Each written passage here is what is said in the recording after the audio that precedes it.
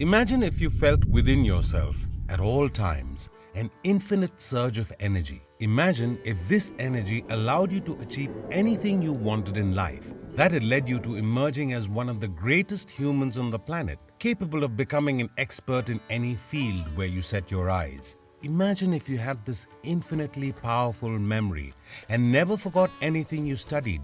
What would you give for this energy? Wouldn't it be more valuable than all the money you have ever earned in your life? And now, what if we told you that, according to the sages of ancient India, this energy can be obtained by not having sex? Sounds surprising and unbelievable, doesn't it? Now, what if we told you that this is not some weird belief only possessed by the ancient Indians, but a widespread practice observed in all the ancient cultures of the world?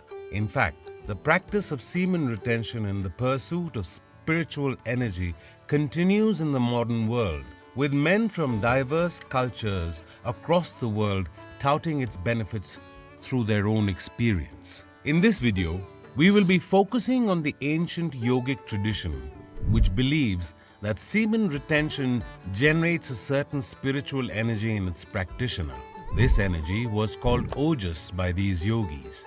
We will discuss the benefits of the practice of semen retention in generating Ojas, the yogic practices through which the practice of semen retention can be strengthened, and finally, to increase your faith in the benefits of this practice, we will also discuss the widespread recognition of semen retention in cultures across the world, including, most shockingly, the thoughts of modern Western philosophers who approve of the practice. The famous 20th century Indian yogi and teacher Swami Shivananda wrote in his book, The Practice of Brahmacharya, about the importance of brahmacharya, celibacy in thought, word and deed. This exemplified for him that brahmacharya is much more than just the retention of semen.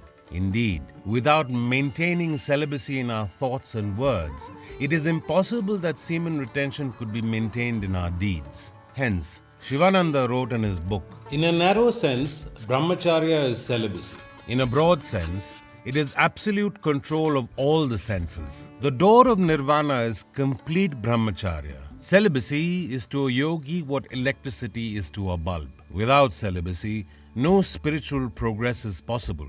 It is a potent weapon and shield to wage war against the internal evil forces of lust, anger, and greed. It serves as a gateway for the bliss beyond and opens the door of liberation. It contributes perennial joy and uninterrupted bliss.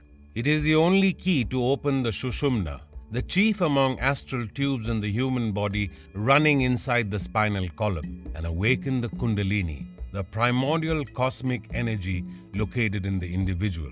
From this passage, we can understand the meaning of the word brahmacharya. Literally, brahmacharya means walking in the path of Brahman, the Absolute. This lets us know how brahmacharya is, in fact, much wider than just celibacy in our deed or semen retention. It is only when we adopt the higher aspect of brahmacharya, celibacy in thoughts, words, and deeds, that the spiritual benefits of the practice can really be reaped. In fact, even Patanjali in his Yoga Sutras has given the following benefits of brahmacharya. When one is confirmed in brahmacharya, spiritual vigor is attained. Swami Shivananda's description helps us understand what is implied by this spiritual vigor. In the earlier passage, Shivananda claims that the practice of brahmacharya opens the Sushumna channel, a mystical nerve in the body through which the kundalini energy is believed to rise. Hence, Shivananda relates the practice of brahmacharya with the rising of the kundalini itself, making it indispensable for the serious spiritual practitioner. But what is the relation of Ojas to this practice? For Shivananda, brahmacharya implies not merely repression of sexual energy, but the conscious redirection of sexual energy towards the higher spiritual goals. Under his system of yoga, sexual energy is classified as a vital fluid, or retas. Retas is one of the Sanskrit words for seed or semen. Another word, interestingly, is virya, which can also mean strength or courage. By the practice of intense spiritual austerities, retas is converted into ojas, which is considered to be a more subtle form of spiritual energy. According to Shivananda, Once the vital fluid is converted into the spiritual ojas, this spiritual power manifests in the practitioner as an inner radiance, a quick intelligence, an immense willpower and vitality. He highlights that various saints and sages who have lived perfectly celibate lives across cultures and religions have glowing faces and magnetic personalities because they conserved the vital energy of Ojas.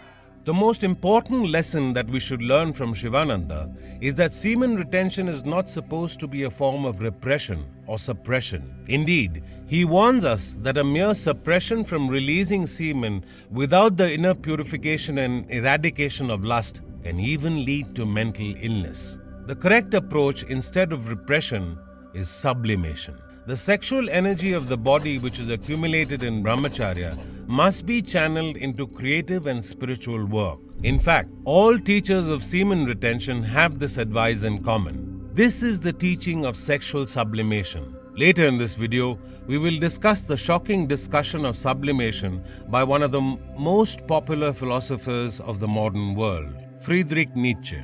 In his writings, Shivananda also claimed that one who could remain an unbroken celibate or akhanda brahmachari for 12 years will realize God immediately and would not require any further spiritual practice. Interestingly, this emphasis on 12 years of brahmacharya is found even among other Indian sages. Indeed, the famous guru Sri Ramakrishna emphasized the importance of brahmacharya using the same figure. He explained to his disciples, "A man practicing unbroken brahmacharya for 12 years develops a special power. He grows a new inner nerve called the nerve of memory. Through that nerve he remembers all, he understands all. When a man succeeds in the conservation of his sexual energy, his intellect reflects the image of Brahman. The man who carries this image of Brahman in his heart is able to accomplish everything. He will succeed wonderfully in whatever action he engages himself." In fact, this teaching on the nerve of memory is proved in the life of Ramakrishna's most famous disciple, Swami Vivekananda. In his talks, Vivekananda continued the advice of his guru and said, "Power comes to him who observes unbroken brahmacharya for a period of 12 years. Complete continence gives great intellectual and spiritual power." Indeed, many people believe that Vivekananda had himself, as a result of his lifelong practice of brahmacharya, developed a photographic memory and never forgot anything he read. An enlightening incident in his life tells us about his memory. The story goes as follows. One day, a new set of the Encyclopedia Britannica had been bought. Seeing the new shining volumes, a disciple said to Swamiji, "It is almost impossible to read all these books in a single lifetime." He was unaware that Swamiji had already finished 10 volumes and had begun the 11th. "Swamiji, what do you say? Ask me anything you like from these 10 volumes and I will answer you all." The disciple asked in wonder, "Have you read all these books?" "Swamiji, why should I ask you to question me otherwise?" Being examined, Swamiji not only reproduced the sense but at places the very language of the difficult topics selected from each volume. The disciple, astonished, put the books aside, saying, "This is not within human power." "Swamiji, do you see, simply by the observance of strict brahmacharya, all learning can be mastered in a very short time. One has an unfailing memory of what one hears or knows but once. It is owing to this want of continence that everything is on the brink of ruin in our country. That power may come to all. That power comes to him who observes unbroken brahmacharya for a period of 12 years, with the sole object of realizing God. I have practiced this kind of brahmacharya myself, and so a screen has been removed, as it were, from my brain. This story only confirms the view of ancient Indian sages who have always connected the practice of brahmacharya with the accumulation of physical, mental, and most importantly, spiritual power. Vivekananda also explained that the yogi who has mastered brahmacharya is called an udvareta. Earlier in this video, we had discussed the word retas, which refers to the vital fluid semen. An Udvareta is a person who has taken and stored this fluid upwards. Urdhva. The meaning is that while for normal men the sexual energy is concentrated downwards, the yogi is able to take that energy upwards into his mind. By this practice, he gains the mental benefits of brahmacharya. Common yogic practices like the headstand, as well as breathing practices, pranayam, like the Kapalbhati, shining forehead, bring pressure and energy towards the head from downwards.